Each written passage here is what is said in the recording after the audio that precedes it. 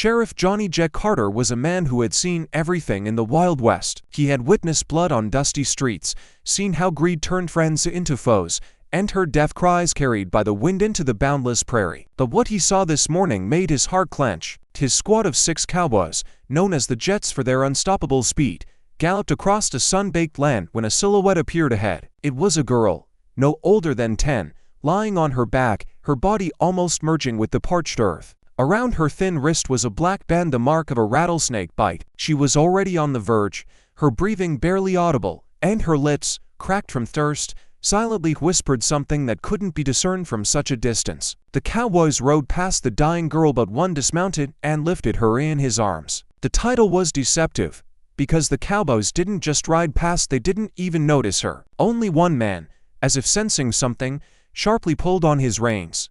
It wasn't Johnny, but his right-hand man and most reliable person, Tom O'Connell. He was completely different from the others. In his early 30s, he was tall, broad-shouldered, with eyes the color of a clear sky that had seen too much sorrow. His beard was thick, and his hands, clenching the reins, were strong, but there was always a certain gentleness in his movements that others lacked. Thomas was a Civil War veteran, and his face was scarred, like a map showing the battles he had endured. But the scars on his body were nothing compared to those he carried in his soul. His wife and young daughter had died several years ago during an Indian raid, and since then, a void had formed in his heart that he tried to fill with work and silence. "Tom, what are you doing? We have to catch those robbers," Johnny shouted, but his words were drowned out by the thundering hooves. He stopped a few yards from Tom and dismounted. The other 5 riders, paying no attention, galloped past, kicking up clouds of dust that obscured their figures. Tom was already on his knees, his fingers touching the girl's cool skin. She was light as a bird, her fair hair, covered in dust, spread across his hands. Her eyes, open for a moment, were the color of honey, and there was no fear in them, only an unbearable weariness. He carefully lifted her into his arms, as if she were a fragile doll, and held her close. She trembled barely noticeably, but did not resist. Johnny came closer. "What's wrong with her?" he asked, his voice softer than usual. "Rattlesnake," Tom said, his voice deep and calm, but a hint of despair could be heard. "She needs a doctor, immediately." Sheriff Johnny J. Carter understood that time was their main enemy. In the nearest town, Sandbury, there was no doctor, only an old apothecary who mainly treated fractures and colds. It was several days' journey to the nearest town with a real doctor. I ask you to like and subscribe to the channel, so you will help me in motivation to make such great stories for you, and I will see that you like them. Enjoy watching, everyone. But in Tom's eyes, he saw not just concern, but something deeply personal. He realized that Tom saw in this girl his own child, whom he had lost. Without a word, Johnny went to his horse.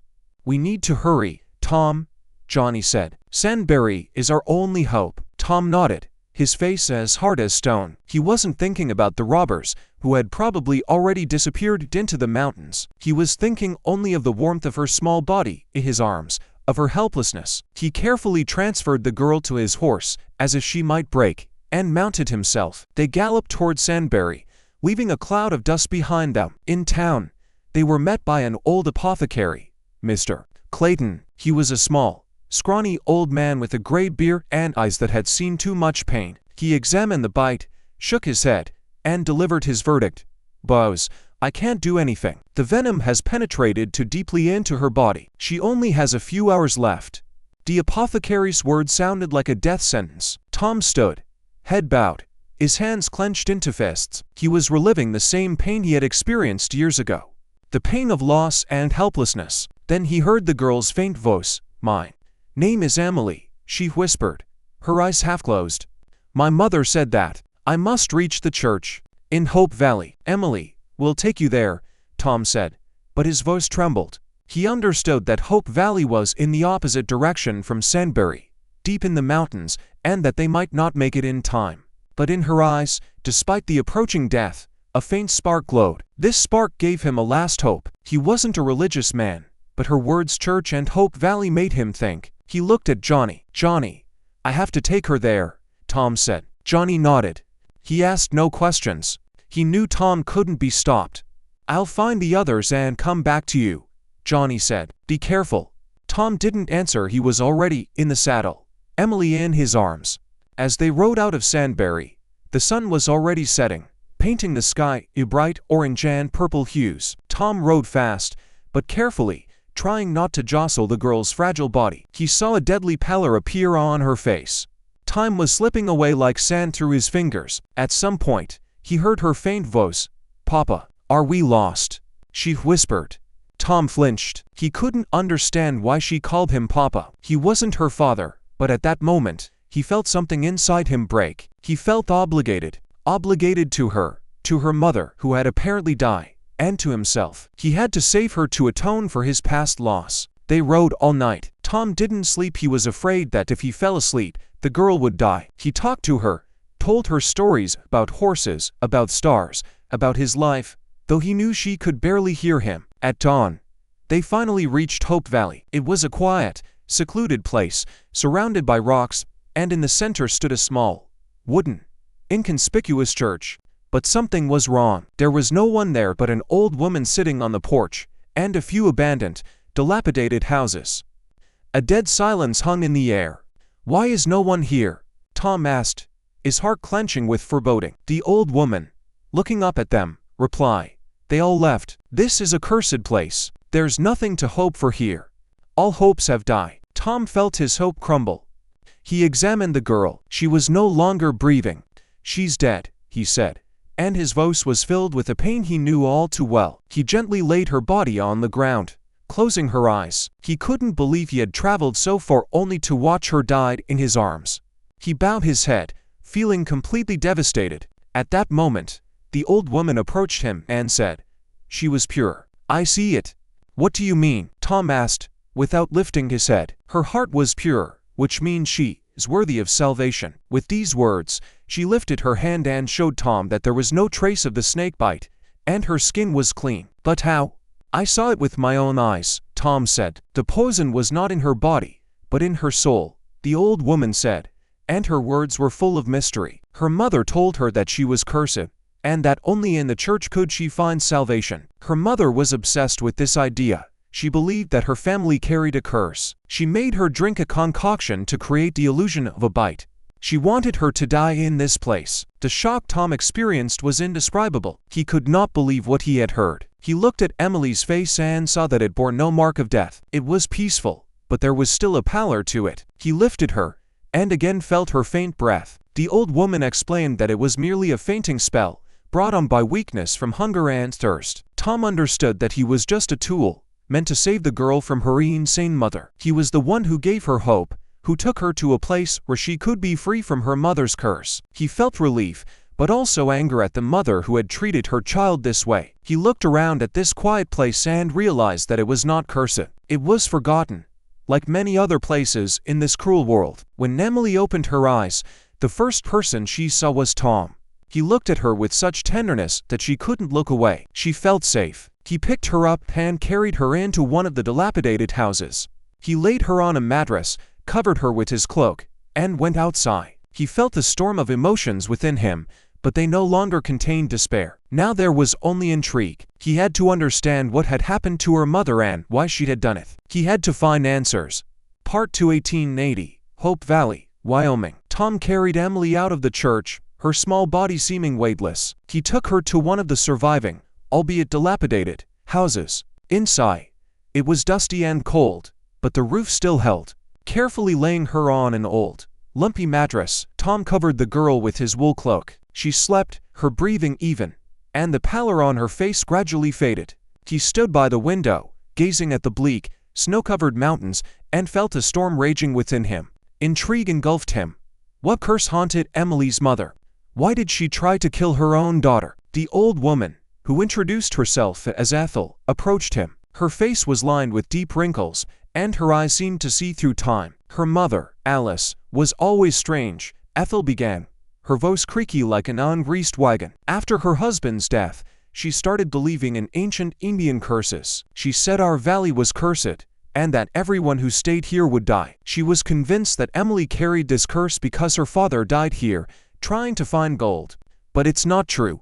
There's no curse here. There's just no hope. Why did she do it? Tom asked, his voice strained. He tried to process what he had heard. She wanted to save her, as she understood it. Ethel replied, shaking her head. She thought that if Emily died here, her soul would find peace, and the curse wouldn't spread further. She made her drink the concoction to break her, to make her want to leave herself, and then she abandoned her. Tom felt anger rise within him. He couldn't comprehend such cruelty. How could a mother do that to her own child? Compassion for Emily and fury at her mother battled in his soul. He vowed to find Alice and make her answer. The next morning, Emily woke up. Her honey-colored eyes, now bright and full of life, looked at Tom with curiosity. "You're not my papa?" she asked, her voice weak but clear. Tom shook his head.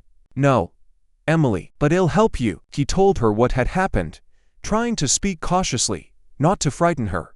Emily listened, her face remaining calm. It seemed she had long since accepted her fate. "Mama always said I was cursed," she said softly. "I knew she hated me."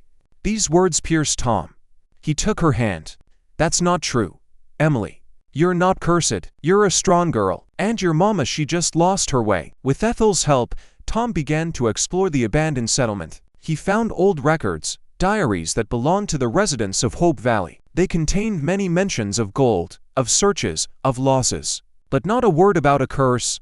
Only stories of greed and despair. Tom realized that Alice, Emily's mother, was not simply insane. She was a victim of circumstances, a victim of promises of easy money that so often ruined people in the Wild West. One day, while inspecting one of the dilapidated houses, Tom discovered a hidden door in the floor. Behind it was a small cellar. Inside, amidst dust and cobwebs, he found an old chest.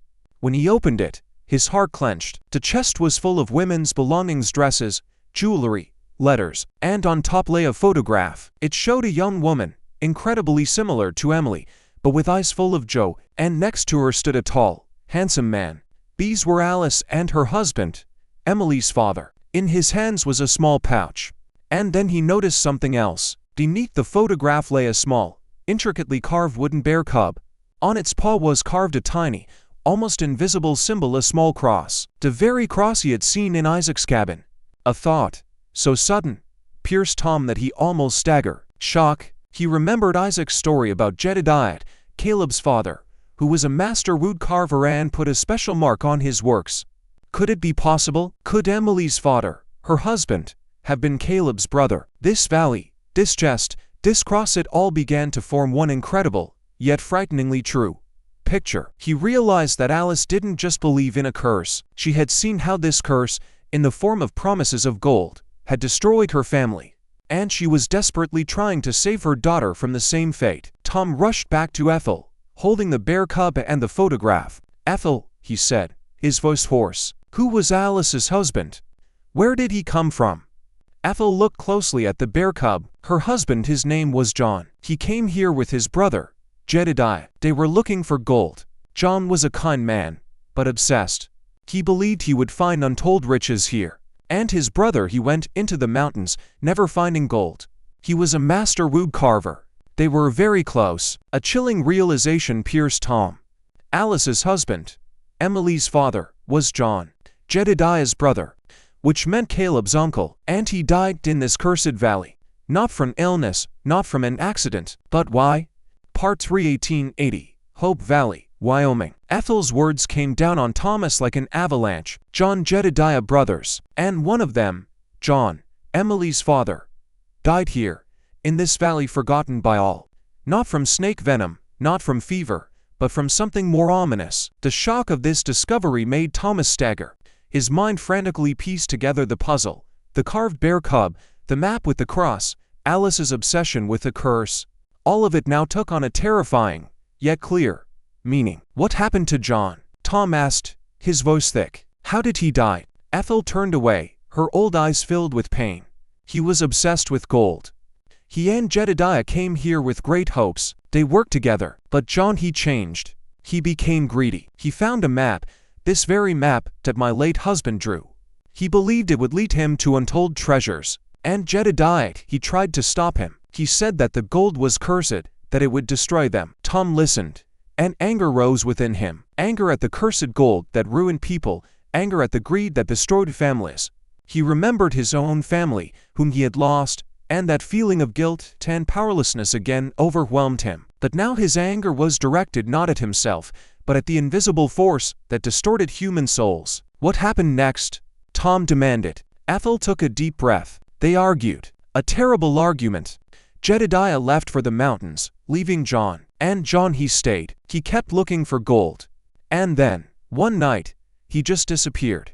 Alice, his wife, she was pregnant with Emily. She knew that John didn't just leave. She looked for him, but didn't find him. And she started to believe that it was a curse of gold that takes everyone who touches it." Tom looked at Emily, who was sleeping peacefully on the bed. This poor child, born into such a tragedy, living under the oppression of her mother's madness. His compassion for her was boundless. He felt he had to protect her, had to put an end to this curse that hung over this valley. Tom spent the rest of the day exploring John and Alice's cabin. He found several more of John's notes, in which he described his search, his obsession with gold. He also discovered several old, half-decayed letters written by John to his wife. In one of them was this sentence: "Dearest Alice, I am sorry I am so obsessed. But I must find this gold. It will change our lives. It will give us everything we dreamed of. And I know you will understand. I saw how they cheat people, and I don't want us to be like them. I want you to know that I love you, and I will return." Tom understood. John wasn't just an obsessed miser. He was a man who wanted to protect his family, to ensure their future. He was a man who fought against the injustice he saw around him. And this realization changed everything. Insight dawned on Thomas. John, like himself, was fighting for something more than just wealth. He was fighting for justice, for a better future for his family. And he died in that struggle. And then Tom stumbled upon a final entry, written in John's hand, scratched onto a piece of parchment hidden beneath a floorboard. It read, "Fisk betrayed me. He found out about the map. He wanted to take everything. He lured me into a trap. I am wounded. He will come for you, Alice. Protect Emily. Find Jedediah. He will help. The map is in." The writing broke off, blurred by a bloodstain. Shock. Tom felt the world around him shrink. Fisk. This man was a notorious outlaw, the leader of one of the most brutal gangs in Wyoming. He was ruthless, cunning, and greedy. And he killed John. He was the one who destroyed this family. And he was the one hiding behind the story of the curse. Now Tom understood. Alice hadn't gone mad from a curse, she had gone mad from fear of Fisk, who could come and take her daughter. Tom felt a fire ignite within him. It wasn't anger, but resolve. He had to find Fisk. He had to avenge John, Alice, and Emily. But most importantly, he had to protect Emily. This was his obligation, his atonement for his past loss. At that moment, as dusk was already settling outside, Emily woke up. She walked out of the house, swaying. Tom approached her, his face resolute. "Emily," he said, his voice firm, "we must go. We must find your uncle, Jedediah. He is the only one who can help us stop this man, Fisk." Emily looked at him, and there was no fear in her eyes, only trust. She took his hand. She realized that this man, Tom, had not just saved her, he had become her hope. Part for 1880. Wyoming mountains. Moving along the faint tracks on the map, Tom and Emily made their way through the snow-covered passes. The cold was bitter, but a fire of determination burned in Tom's heart. Emily, holding his hand, walked silently, but her trust was felt more strongly than any words. Tom understood that her safety was now his main goal, and this feeling filled him with a new strength that he thought he had long lost. They headed to where John believed Jedediah was hiding, deep into the Valley of Wines, a place known for its dangerous cliffs and sudden blizzards. Finally, through the veil of snowfall, they saw a lonely figure in the distance by a small fire, sheltered under a rock overhang. It was Jedediah. He was even more emaciated than Isaac, his clothes barely covering his bones, and his gaze was cloudy from long solitude. Though when Caleb called out to him, if we assume Isaac and Caleb are from the same story, then Caleb should be here, or if this is a separate story, then Tom approached cautiously. "Jedediah," Tom called, and his voice echoed in the frosty air. The old man flinched, raised his head, and stared at them as if they were ghosts. Deep despair was written in his eyes. "John, is that you?" he whispered, trying to stand. "Have you come back from me?" Tom felt a pang of pain. "No, Jedediah, I'm Tom. And this is Emily, John's daughter, your niece." Jedediah looked at Emily, and something stirred in his empty eyes. He recognized his brother's features. When Tom told him about John's death, Fisk's betrayal, and the cursed map, the old man wept. Tears streamed down his dirty face, washing away the dust of many years. "John, my brother, I knew that gold would ruin him." In his grief, Tom saw confirmation of his suspicions. Jedediah was a victim of the same obsession as his brother, but he managed to survive, albeit at the cost of his own solitude. Fisk killed him, Jedediah. He lured him into a trap. He wanted to take everything. A fire flared in Jedediah's eyes. Anger erupted from the depths of his soul like an avalanche. "Fisk, I knew he would come. He was always a rat." This anger was not in vain. Jedediah, despite his infirmity, knew these mountains like the back of his hand. He knew all the secret paths, all the traps, and he knew where Fisk hid his lair. The next day, armed with resolve and old rifles, Tom, Emily, and Jedediah set out. Emily, though a child, walked with confidence, her eyes burning. She was not just a burden, she was their hope, their reminder of what they were fighting for. Fisk's lair was deep in a gorge, hidden from prying eyes. It was an old, abandoned mine that Fisk had turned into a fortress. Tom, Jedediah, and Emily approached it as the sun was already setting. Fisk and his gang were inside. "We must be careful," Jedediah whispered. "They are armed to the teeth." Tom nodded. "I know, but we have to do this. For John, for Emily." They crept inside. A brief but fierce skirmish ensued. Fisk, seeing Tom and Jedediah, snarled, "You've come for your doom." But he underestimated the despair and determination of his opponents. Tom, using his veteran experience, acted coolly. Jedediah, despite his age, proved surprisingly agile, demonstrating knowledge of every corner of the mine. In the heat of the battle, Emily, unafraid, pointed to secret passages and hiding places she had seen on her father's map. In the end, Fisk was wounded. His men, seeing this, panicked and scattered. He fell to his knees, his eyes full of hatred. "You'll get nothing. The gold is cursed." Tom walked up to him. "It's not the gold that's cursed, Fisk. It's your greed." He left Fisk tied up for the sheriff, who, as Tom knew, would soon arrive in these parts, as Tom had sent word with passing travelers. Relief washed over them. The danger had passed. When they emerged from the mine, the moon rose above the mountains. It illuminated their path, as if showing them the way home. John's gold was found, but it was not in the form Fisk sought. It was a small vein, but enough to start a new life. Jedediah, Tom, and Emily returned to Tom's ranch, but now they were not just lonely souls. They were family. Conclusion and lesson.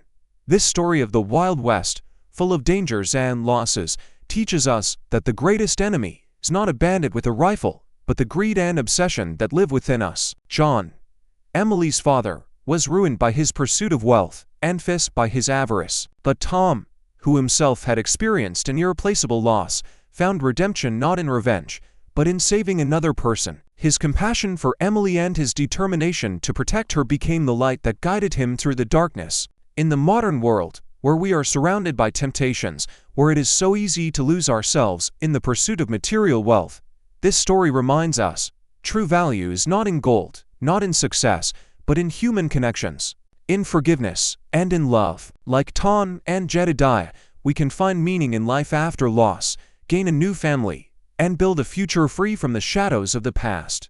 Most importantly, do not let your wounds close your heart, and always seek hope and extend a helping hand to those who need it.